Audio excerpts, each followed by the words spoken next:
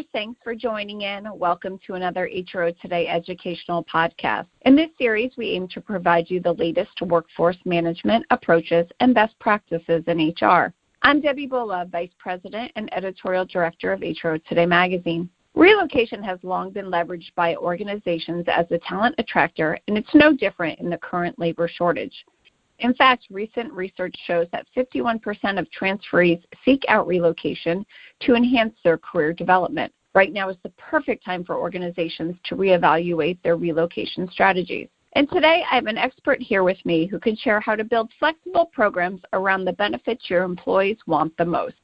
Tyler Duell is Director of Account Management for Corporate Relocation International, or CRI, a full-service relocation solution provider known for its high quality of customer care and first-to-market solutions. Tyler began his relocation career in 2015 as a rental relocation consultant. Then he earned his CRP designation and has grown through the ranks. Tyler prides himself on his attention to detail and desire to serve others to the best of his ability. Thanks, Tyler, for joining me. How have organizations pivoted their relocation strategies in response to changes in the market? It's been interesting over the course of the pandemic, for sure. I would say between that and supply chain disruptions, you've got the war on talent that's been ongoing for as long as I can remember at this point and getting ever more complex and competitive. I don't think that you could probably find a relocation program that looks exactly the same as it did maybe 2 years ago and likely even longer, 3 or 4 years ago. So you're starting to see a lot of folks with the pandemic being a push forward, if you will, in reevaluating their relocation strategies considerably. We've certainly recommended a very holistic approach to it, trying to really dig down into what your employees are needing throughout the relocation process, what they're prioritizing, and looking at that in a very granular perspective. Focusing on a few key benefits, especially in today's market, I think that being flexible is certainly a pivotal point to be made when you're an employer trying to recruit talent. So from that perspective, probably a household goods move, your real estate costs, final move to get the family from point A to point B, shipment of cars, and getting your fur babies from one point to the other in terms of pet transportation tend to be the biggest points of emphasis in terms of reevaluating those relocation strategies. And we're certainly trying to push the employers that we're working with to view those from a key perspective and emphasize those in the recruiting process. So how can HR leverage mobility opportunities during the current talent shortage? It's definitely a great selling point. I would say in general, using relocation as a key selling point for individuals, especially in the millennial market when you're searching for talent, there's such a high emphasis on being comfortable where you're working, being able to work where you want to live.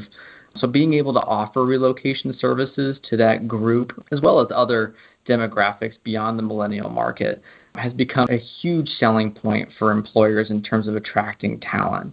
Looking at some of the clients that we've worked with recently or onboarded recently, in some instances they've seen increases in offer acceptance up to 75%. So it's been quite considerable.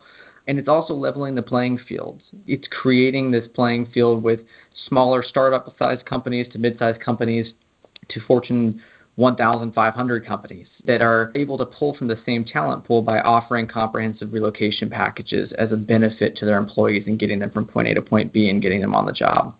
So in what ways can organizations manage the rising costs in relocation? And that is a very good question, especially nowadays in terms of what we're seeing from fuel costs and materials costs, especially in the transportation industry. We're seeing it really all throughout every aspect of our lives, whether it's housing, gas, food, any services that you're encountering that require labor. We're seeing those sharp increases in costs across the board. There's definitely multiple ways you can approach it.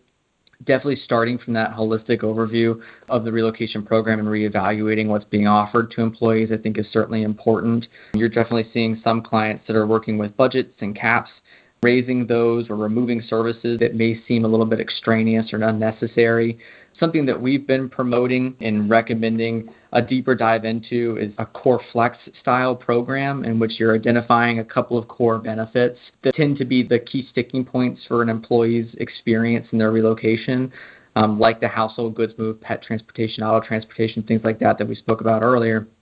focusing on those as sort of core benefits and then managing costs through a flex style benefit in which there's a specific dollar amount tied to a couple other benefits that are viewed as a little extraneous or maybe niche or only applying to some specific demographics or portions of your employee population, and allowing them to allocate those funds however they see fit.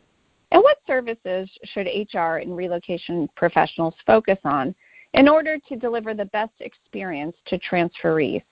I think that can definitely be narrowed down to a few specific categories. I would say primary amongst those would be the household goods move. It tends to be the most high pressure for employees when they're in the process of making a relocation. In those instances, you're likely packing up someone's physical representations of their memories in that particular home or with their family, and it tends to be very high stress. So focusing on the household goods move, I think, is a very good place to start. In addition to that, real estate disposition costs, so selling a home and purchasing a home, can be very stressful, especially in today's market where finding a home can be so difficult. And then piggybacking on those, the actual final move of the family and the employee, as well as transportation of cars and their pets. Pets are absolutely a big piece of relocations nowadays, getting fur babies from one spot to another. We see that generally if they're focusing on those key areas, it allows a much smoother experience for the employee and takes as much stress off of their plate as possible.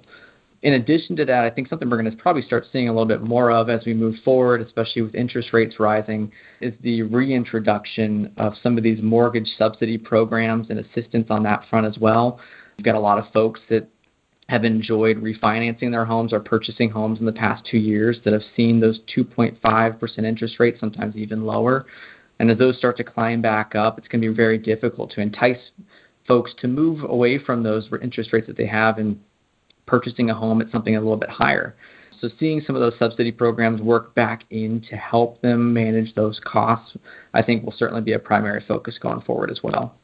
Reducing stress while reducing costs. That's some great advice. Thanks, Tyler. Until next time, listeners, I'm Debbie Bola.